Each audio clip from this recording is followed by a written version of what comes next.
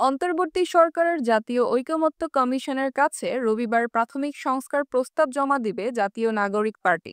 সেখানে জাতীয় সংসদ নির্বাচনে প্রার্থী হওয়ার ন্যূনতম বয়স 23 বছর এবং ভোটার হওয়ার বয়স 16 বছর করার প্রস্তাব জানাবে দলটি।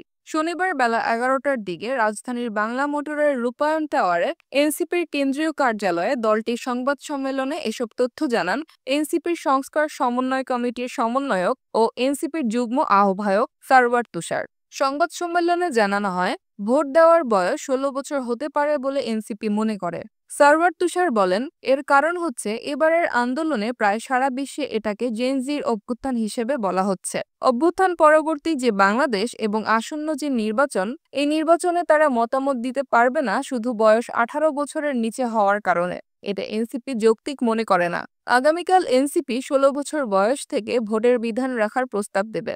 তিনি আরও বলেন, সংবিধান সংস্কার কমিশন চায় জাতীয় সংসদ নির্বাচনের প্রার্থী হওয়ার ন্যূনতম বয়স 21 বছর। এনসিপি মনে করে এটা খুবই কম বয়স, এটা 23 বছর হতে পারে।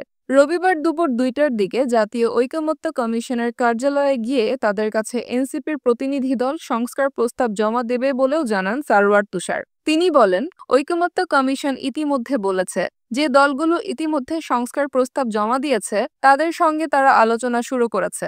আগামীকাল প্রস্তাব জমা দিলে এনসিপির সঙ্গে ঐকমত্য কমিশনের ঈদের পর তাদের অবস্থান নিয়ে আলোচনা হতে পারে।